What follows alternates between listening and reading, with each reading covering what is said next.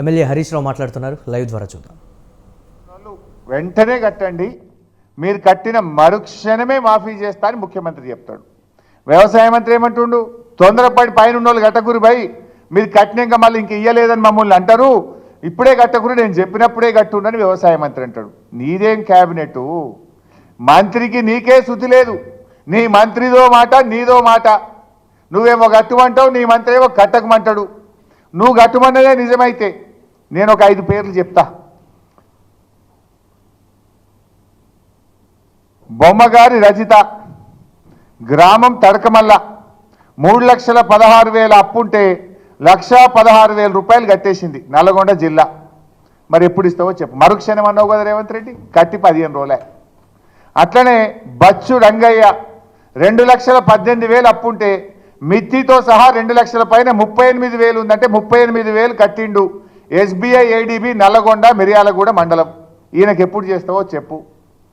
అలాగే మాలోతు ప్రసాద్, 2,04,918 రూపాయలు ఉంటే మీద 5,000 రూపాయలు కట్టిండు. దామరచెర్ల మండలం యూనియన్ బ్యాంకు, కట్టి ఇప్పటికి 10 రోజులే. మరి మరుక్షణం నువ్వు అన్నట్టు రుణమాఫీ గాలే. అదేవిధంగా కమతం ఎల్లయ్య, 3,20,000 ఉండే, మిత్తితో సహా 1,30,000 కట్టమంటే SBI జిల్లాల బ్రాంచ్లో 1,30,000 కట్టిండు. కట్టి ఇవాళకి 15 రోజులే. నువ్వు అన్నట్టు మరుక్షణం రుణమాఫీ గాలే. సుష్మిత, బక్రి చెప్పేయాల గ్రామం, 3,01,846 ఉంది, మీద ఉన్నది వడ్డీతో సహా 1,30,000 కట్టిండు. SBI ADB సిద్దిపేట, 2 సెప్టెంబర్ 2024 నాడు కట్టిండు. ఇవాళకి 13 రోజులు అయింది. నువ్వు అన్నట్టు మరుక్షణం రుణమాఫీ కాలే. ఇప్పుడు తుమ్మల నాగేశ్వరరావు చెప్పింది కరెక్టా, నువ్వు చెప్పింది కరెక్టా? కట్టంగానే మరుక్షణం చేస్తానో కదా. నేను ఉదాహరణకు ఒక 5 పేర్లు చెప్పిన, నల్గొండ 3, మా సిద్దిపేట 3 చెప్పిన. ఇంకా పంపమంటే మొత్తం పంపుతా. మరి చెయ్యి, మరుక్షణమే రుణమాఫీ చేస్తానో కదా, చెయ్యి. మాట మీద ఉండే మనిషివా లేకపోతే సన్నాసివా చెప్పు. ఇప్పుడు నువ్వు ఇప్పుడు చెప్పు, ఎవరు సన్యాసో ఎవరు రాజీనామా చేయాలనో నేను అడుగుతా ఉన్నా. ఏమంటాడు ఈ సన్యాసి, ఏడ దాక్కున్నాడు అంటుండు. నేనట ఏడ దాక్కున్నానట. ఇవాళ స్పీచ్లో మాట్లాడుతుండు గాంధీ భవన్లో, రాజీనామా చేస్తా అన్న సన్యాసి ఏడ దాక్కున్నాడు అన్నాడు. ఏడ దాక్కున్నా? నీ గుండెల్లో దాక్కున్నా, నీ గుండెల్లో నిద్రపోతున్నా. నిన్ను నిద్ర పట్టనీయకుండా అనుక్షణం రుణమాఫీ గురించి గుర్తు చేస్తూ నీ మెడలు వంచి ఇలా సగం రుణమాఫీ చేయించిన రేవంత్ రెడ్డి, మిగతా సగం రుణమాఫీ చేసేదాకా కూడా నీ వెంట పడుతూనే ఉంటా. ఏడుంటా? నీ గుండెలో నిద్రపోతా. అడుగడుగులో నిన్ను గుర్తు చేస్తుంటా, అడుగడుగులో నిన్ను నిలదీస్తుంటా. రాష్ట్రంలో 42 లక్షల మందికి రుణమాఫీ జరిగేదాకా నీ గుండెల్లో నిద్రపోతా. ఏడవండుకున్నావు అంటున్నావు, ఏడవండుకున్నా? రోజు నీ వెంటనే పడుతున్నా. యాడిసి పెట్టండి నిన్ను, యాదాద్రి దేవుని దగ్గరికి పోయి కూడా నేను ఎక్స్పోజ్ చేసిన. ఇంకా మాట్లాడండి, 4th సిటీ గురించి మాట్లాడుతుండ్రు. 4th సిటీ, అసలు 4th సిటీ ఎక్కడదే?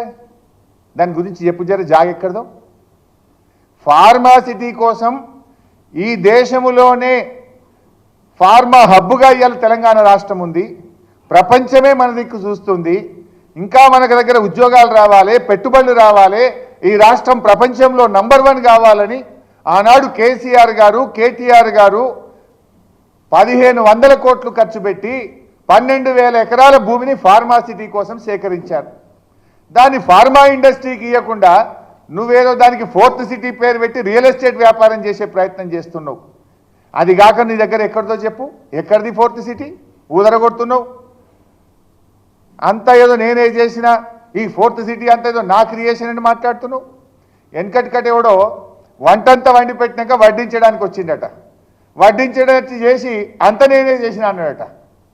ఇది కేసీఆర్ గారు 12,000 ఎకరాలు 1,500 కోట్లు ఖర్చు పెట్టి భూసేకరణ చేసి ఢిల్లీకి వెళ్ళి ఎన్విరాన్మెంట్ క్లియరెన్స్ తెచ్చి కోర్టుల్లో కేసులన్నీ క్లియర్ చేసి రెడీగా పెడితే దాన్ని ఫార్మాసిటీ చేయి నాయన అంటే 4th సిటీ అని పెట్టి రియల్ ఎస్టేట్ వ్యాపారం చేసే ప్రయత్నం చేస్తున్నావు. ఆనాడు ఏం మాట్లాడింది కాంగ్రెస్ పార్టీ? కాంగ్రెస్ అధికారంలోకి వస్తే రైతులకు భూములు వాపసు ఇస్తామన్నారు. ఈ వాపసి మరి అయితే ఫార్మాసిటీ పెట్టు, లేదంటే రైతులకు భూములు వాపసి. నీ 4th సిటీ డ్రామా ఏంది అని నేను అడుగుతా ఉన్నా ఈరోజు. ఇక ఉచిత కరెంటు గురించి మాట్లాడండి. రాజశేఖర రెడ్డి గారు ఉండగా ఉచిత కరెంట్ ఇచ్చిండట, తెలియదా? ఈ రాష్ట్ర రైతులకు తెలియదా? ఉచిత కరెంటు కాస్త ఉత్త కరెంట్ అయింది. అది దొంగ రాత్రి 7 గంటలని చెప్పి 4-5 గంటల కరెంట్ ఇవ్వలే. కాలిపోయే మోటార్లు, పేలిపోయే ట్రాన్స్ఫార్మర్లు, అది ఉత్త కరెంటు. నిజమైన ఉచిత కరెంట్ ఇచ్చింది కేసీఆర్. 24 గంటల నాణ్యమైన కను రెప్పగొట్టినంతసేపు కరెంటు పోకుండా, మోటార్లు కాలకుండా, ట్రాన్స్ఫార్మర్లు కాలకుండా నాణ్యమైన కరెంట్ ఇచ్చిండు కేసీఆర్ గారు ఇచ్చిండు. ఆనాడు వైఎస్ ఇచ్చింది ఉత్త కరెంట్ అని రాష్ట్రంలో ఏ రైతుని అడిగినా చెప్తాడు. అన్నీ పగటి కలడినాయి. 2 సార్లు గెలుస్తా, 10 ఏళ్ళు మాదే గవర్నమెంట్ అని పదే పదే చెప్తున్నాడు. కాంగ్రెస్కి అంత సీన్ లేదు. రాజస్థాన్లో కాంగ్రెస్ పార్టీని ప్రజలు గెలిపిస్తే 5 ఏళ్ల తర్వాత బంగారు పల్లెంలో పెట్టి ప్రతిపక్షానికి ఇచ్చేసిండ్రు, బీజేపీని గెలిపించిండ్రు. ఛత్తీస్గఢ్లో కాంగ్రెస్ పార్టీని గెలిపిస్తే 5 ఏళ్లకే ప్రజలకు ముక్కులకు వచ్చింది, ఆడ బీజేపీ గవర్నమెంట్ వచ్చింది. నాయన నువ్వు ఈ 5 ఏళ్ళు ఉంటేనే ఎక్కువ, ఇప్పటికే ప్రజలు బాధపడుతున్నారు. కాకపోతే నువ్వు బై డిఫాల్ట్ గెలిచినావు, నీ అదృష్టం బాగుంది, 5 ఏళ్ళు ఉంటావు. కానీ 5 ఏళ్ళు మంచిగా పనిచేయి, ఊకే తిట్ల దండకాలు బంద్ చేసి ప్రజల కోసం పనిచేయి. నీకున్న అవకాశాలని జాగ్రత్తగా వినియోగించు, ఏదైనా కొద్దిగానండి ఏమైనా మంచి పేరు వస్తుంది. రెండోసారి గెలుస్తా అంటే కాంగ్రెస్కి అంత సీన్ లేదు. రాజస్థాన్లో ఒక్కసారికే పోయింది, ఛత్తీస్గఢ్లో ఒక్కసారికే పోయింది, యాడైనా కాంగ్రెస్ పార్టీ ఒక్కసారికే పోతుంది.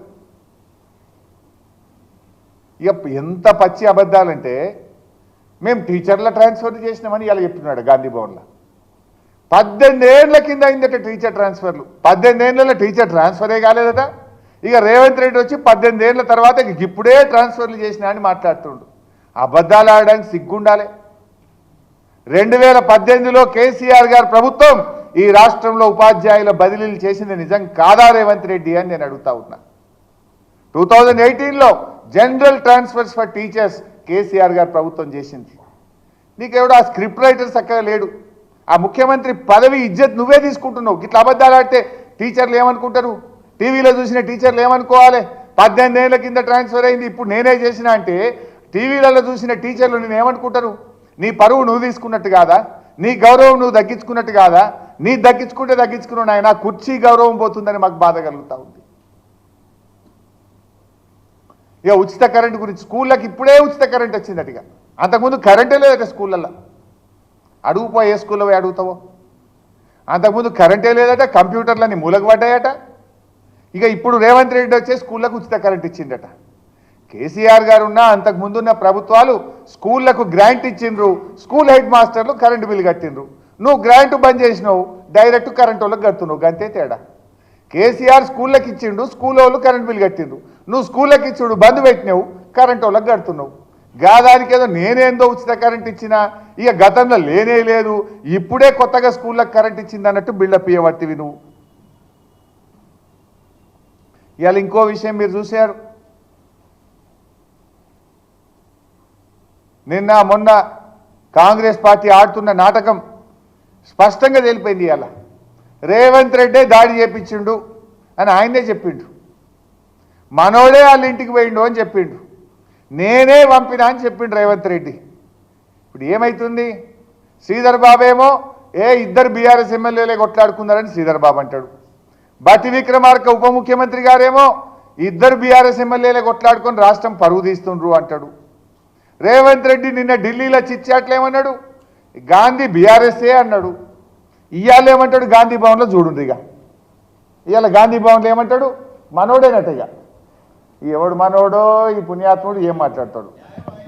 బీఆర్ఎస్ కు సంబంధించిన ఎమ్మెల్యే నేను, బీఆర్ఎస్ పార్టీ ఎమ్మెల్యేను, పబ్లిక్ అకౌంట్స్ కమిటీ చైర్మన్ నేను అని చెప్తే, ఇంకో బీఆర్ఎస్ పార్టీ ఎమ్మెల్యే వాళ్ళకి ఏదైనా మనస్పర్ధలు ఉంటే, మీ మనస్పర్ధలు మీకుంటే అక్కడ కాంగ్రెస్ పార్టీపై నెపం పొంది ప్రభుత్వానికి సంబంధించి ఇష్టరాజ్యంగా అడ్డగోలు మాట్లాడుతూ ఉన్న వైనాన్ని ప్రజలందరూ కూడా గమనిస్తా ఉన్నారు. మన వాడొకడు వీడొకడు మోపాడు, వీళ్ళు వాళ్ళ చెంచాగాళ్ళు కార్యకర్తల మీద కేసులు పెట్టాలనో కార్యకర్తల మీద దాడులు చేస్తామనో ప్రయత్నం చేస్తారు. మన ఇంటికి వస్తామని చెప్పారు, కానీ మనోళ్ళే వాళ్ళ ఇంటికి పోయారు. చింతపండు అయినాక చెప్తారు మా ఇంటికి వచ్చి తన్నీరాయి. ఇప్పుడు ఏమంటుండ్రు రేవంత్ రెడ్డి? మనోళ్ళే వాళ్ళ ఇంటికి పోయి తన్నిండ్రు. మనోళ్ళు అంటే ఎవరు? పాపం ఇప్పుడు ఆయన గాంధీ గారు ఇంతకు ఎవరి వాడు? పొద్దుగాలనేమో బీఆర్ఎస్ అండ్రి, నిన్న ఢిల్లీలోనేమో బీఆర్ఎస్ అన్నాడు రేవంత్ రెడ్డి, ఇవాళనేమో మావోడే అంటుండు, మనోడే అంటుండు, కాంగ్రెస్ వాడు అంటుండు. నా గరకా నా ఘాట్కా అయిపోయినట్టుంది ఇది. అసలు ఇంతకు ఎవరు వాడు అంటే ముఖ్యమంత్రి గారి మాటలు చూస్తుంటే తానే దాడి చేయించిన అని చెప్పకనే చెప్పిండు కదా రేవంత్ రెడ్డి గారు.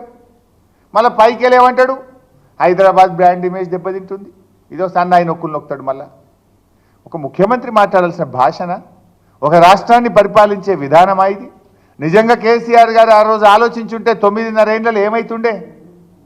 కేసీఆర్ గారు చాలా నిబద్ధతతో ఈ రాష్ట్రాన్ని ముందుకు తీసుకుపోయిండు, నీలాగా ఇట్లా చేయలే. అదేవిధంగా ఇంకో అబద్ధం, రీజనల్ రింగ్ రోడ్. ఇవాళ ఆయన స్పీచ్లో చెప్తుండు, నేను కోమటిరెడ్డి వెంకటరెడ్డి గారు ఢిల్లీ చుట్టూ తిరిగినాం, కేంద్ర ప్రభుత్వాన్ని ఒప్పించినాం, ఇక మా చెమటలన్నీ గారిపోయినాయి, తెగ కష్టపడ్డాం, ఇక మేము రీజనల్ రింగ్ రోడ్ ఢిల్లీకి వెళ్ళి శాంక్షన్ చేయించుకొచ్చిన అంటాడు. ఈయనట శాంక్షన్ చేయించుకొచ్చిందట. ఏనమ్మా అబద్ధం అంటే జర అతికేటట్టు ఉండాలి. ఇగో కిషన్ రెడ్డి గారి స్టేట్మెంట్ 2022 డిసెంబర్ 6, 2022 డిసెంబర్ 6 ఏమంటాడు? The centre has decided to take up the northern portion of the proposed 350 kilometres Hyderabad regional ring road under NH 161 phase 1. 2022లోనే డిసెంబర్లో భారత్మాల ప్రాజెక్టులో రీజనల్ రింగ్ రోడ్ ఇంక్లూడ్ అయింది.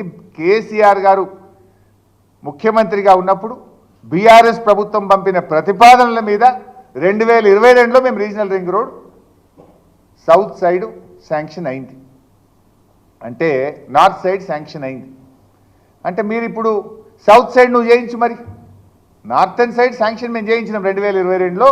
అంటే అది సంగారెడ్డి, మెదక్, సిద్దిపేట్, యాదాద్రి భువనగిరి జిల్లాలు, ఈ 4 జిల్లాలను కలిపే north side regional ring road మేము శాంక్షన్ చేయించినాం.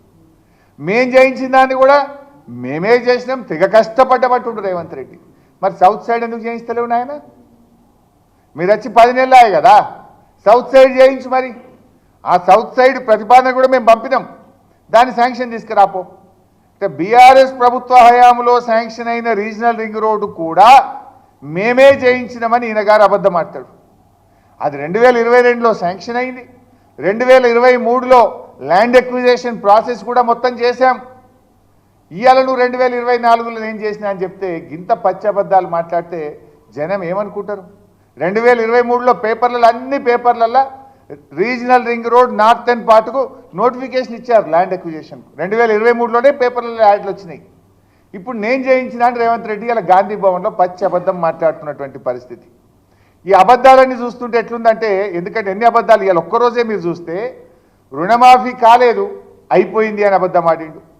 టీచర్ల ట్రాన్స్ఫర్లు 18 ఏళ్ల కింద అయిందన్నాడు. 2018లో ట్రాన్స్ఫర్లు అయినా 18 ఏళ్ల కిందనే టీచర్ల ట్రాన్స్ఫర్ అయినా అప్పటి నుంచి ఇప్పటిదాకా కాలేదని అబద్ధం ఆడిండు. బీఆర్ఎస్ హయాంలో రీజనల్ రింగ్ రోడ్ శాంక్షన్ అయితే అది నా హయాంలో శాంక్షన్ అయిందని మాట్లాడతాడు. ఇట్లా ఇవాళ ఒక్కరోజు ఒక 10 అబద్ధాలు ఆడిండు. ఇవాళ ఎట్లయిపోయిందంటే అబద్ధం అనేది ఇట్లా బతుకుంటే ఆ హుస్సేన్ సాగర్లు దుక్కి చచ్చిపోతుండే.